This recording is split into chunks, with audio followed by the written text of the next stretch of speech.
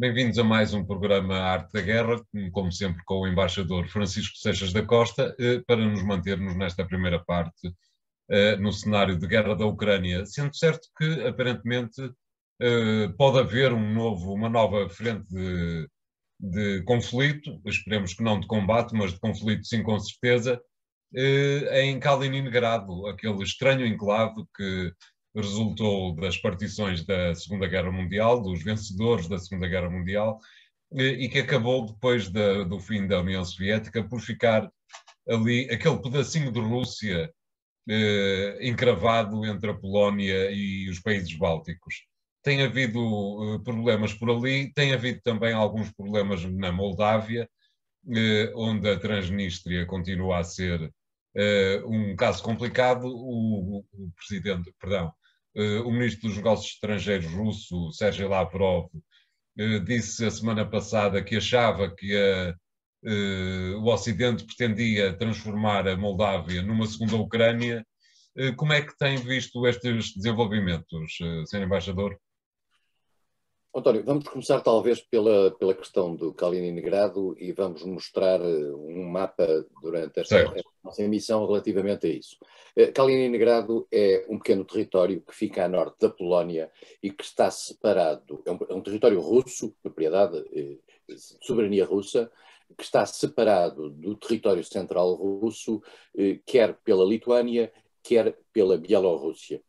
E desde 2002... subsequentemente depois àquilo que foi a independência dos três Estados Bálticos e em particular da criação da nova realidade pós-implosão da União Soviética, há um acordo que prevê a possibilidade de circulação entre o território continental russo e esse território separado, primeiro através da Bielorrússia, mas essa não é uma questão preocupante para Moscou, mas num acordo que existe em que é envolvida a União Europeia e a própria Lituânia. Verificou-se agora que no quadro da aplicação de sanções da União Europeia à Rússia surge um problema de natureza técnica que impossibilita, de acordo com a leitura que a União Europeia faz e a Lituânia faz, a manutenção desse circuito livre de circulação de bens e mercadorias entre os dois espaços, por virtude disto ofender ou ir contra aquilo que são as sanções impostas pela União Europeia. Bom, e aqui põe-se um problema de natureza jurídica, formal, e põe-se também, na minha opinião pessoal, um problema de bom senso. Isto é, estar a abrir uma frente de natureza que coloca a dificuldade da Rússia ter acesso ao seu território por uma razão que tem a ver com uma decisão de natureza unilateral por parte da União Europeia, que é a Lituânia cumpre, é estar a abrir uma frente provocatória. Na minha opinião, eu vou dizer isto com toda a franqueza, é uma frente provocatória. A guerra já é o que é no quadro da Ucrânia. Estar a somar-lhe questões de natureza pontual, que criam dificuldades e que criam tensões e que podem amanhã gerar conflitos, até de natureza militar ou paramilitar, claro. Na minha opinião, uma grande irresponsabilidade e são provocações desnecessárias. Eu devo dizer que também achei uma provocação desnecessária há 2 semanas a decisão de 2 governos do Montenegro e creio que da Bulgária, de proibirem a travessia de um avião que trazia o ministro dos Negócios Estrangeiros russo que ia para a Sérvia para conversações. Também achei isso uma provocação sem necessidade. Nós estamos num quadro que já de si tem a gravidade que tem na Ucrânia e na luta entre a Rússia e a Ucrânia, pela invasão russa da Ucrânia. Estar a criar pequenos incidentes que nós sabemos que amanhã podem, de um momento para o outro, transformar-se em grandes problemas, é um tipo de atitude que a mim parece irresponsável num quadro destes. Nós não devemos deitar gasolina para cima da fogueira. E, portanto, são coisas evitáveis. Sabemos que são fatores de irritação acumulada. não se ganha muito com isto. Nós já sabemos que a União Europeia, que a Rússia não tem razão e que a Ucrânia tem razão. Nós já sabemos que as sanções que são impostas pela União Europeia à Rússia têm a sua razão de ser e têm legitimidade à luz daquilo que é a leitura que a União Europeia faz. Mas não devemos estar a levar isto a pontos de ruptura que podem amanhã criar conflitos que depois nós não sabemos até onde vão prolongar-se. Portanto, até porque é preciso lembrar que Kaliningrado, que é a Rússia, faz fronteira apenas com o Mar Báltico e com a NATO. Exatamente. E foi precisamente este cuidado que houve na altura do estabelecimento, quer deste corredor, quer de um outro corredor que também tem a ver com a Polónia, que levou a esta atenção no sentido de se negociar isto. E já estamos a falar do tempo do Sr. Putin. Estamos a falar de 2002, que é exatamente o ano em que começa Putin. E, portanto, parece-me desmesurado, e mais do que isso, não me parece muito sério, quer dizer, por parte de uma entidade como é a União Europeia, que tem um sentido de responsabilidade grande e que tem que se articular com o sentido de responsabilidade da NATO, estar a criar estas pequenas arestas que podem amanhã desencadear problemas graves. Parece-me um pouco irresponsável e até desfoca, eu diria, aquilo que é o essencial.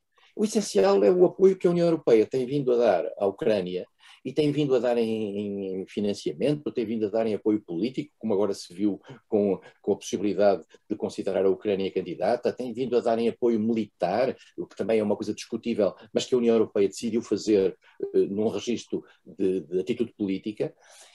Não vale a pena estarmos a criar novos incidentes que amanhã têm um potencial de propagação muito maior. Eu sei, claro. É que há uma coisa que eu não me consigo convencer. É que quem tem razão queira sistematicamente, digamos, levar essa razão ao limite. Nós já sabemos que a Ucrânia tem razão. A Ucrânia foi invadida ilegalmente. Não só ilegalmente, a ação russa sobre a Ucrânia, já aqui o temos dito várias vezes, é desproporcionada relativamente a qualquer tipo de ameaça que a Rússia pudesse ter tido. É profundamente desproporcionada. A destruição da Ucrânia que está a ser feita é desproporcionada. Mas isto não justifica tudo. Não vale tudo na guerra. Não vale tudo. E, portanto, não é a emoção que deve levar as pessoas às ações. É a racionalidade objetiva e os efeitos concretos. Estar a potenciar aquilo que nós sabemos que é uma acrimónia existente entre os países bálticos e a Rússia através da exploração de um conflito desta natureza é, a meu ver, uma atitude profundamente irresponsável. Mas, enfim, é o que eu digo. Relativamente à Moldávia, Sr. Embaixador, pareceu-lhe que o presidente, outra vez, peço desculpa, o ministro Lavrov tinha alguma razão? Há alguma possibilidade de a Moldávia ser a próxima Ucrânia? Acho que a Moldova está a aproveitar, digamos, a boleia da Ucrânia no sentido de pedir a adesão à União Europeia. Parece-me que é perfeitamente normal. Se a Ucrânia o pode fazer, a Moldova pode fazê-lo e se calhar a Geórgia também o pode fazer. Embora o Cáucaso do Sul, digamos, já seja discutivelmente na área europeia, como dizem os tratados. De todo modo, o que a Rússia não quer, e aí não tem direito a não querer, é criar uma espécie de tabu sobre a antiga zona da União Soviética. Isto é, a Rússia não tem nenhum, como diziam os franceses, nenhum droit de regard, nenhum direito de controlo daquilo que foi a antiga União Soviética. Esses países são independentes, fazem o que querem. Fazem o que querem e têm as suas ações. Dito isto, o caso da Moldova é o caso mais típico disto. É um país que vive entre a Ucrânia e a Roménia. É um país que tem já dentro de si uma conflitualidade que é um secessionismo da Transnistria, que é uma pequena faixa onde estão tropas russas que estavam ali por um outro objetivo completamente diferente e que se recusaram a sair dali ao longo dos anos e não têm nenhuma razão objetiva e legal para ali se manterem. E que a Rússia agora eventualmente estará a pensar que com a possibilidade de fazer o sul da Ucrânia e cobrir o sul da Ucrânia poderá ligar-se a essa zona e criar ali mais uma conflitualidade. Eu acho que a Moldova, eu se estivesse no lugar dos dirigentes moldovos, também faria a mesma coisa, isto é, procuraria entrar para a União Europeia, procuraria ter um estatuto similar àquele que a Ucrânia está a pedir. Se a Ucrânia tem o direito a isso, a Moldova tem o direito a isso. Sobre isso não há a mais leve dúvida. Que a Rússia esteja mal disposta relativamente a isso. É o problema da Rússia. Claro. Muito bem, vamos fazer aqui o primeiro intervalo, voltamos já de seguida com o segundo tema de hoje. Até lá.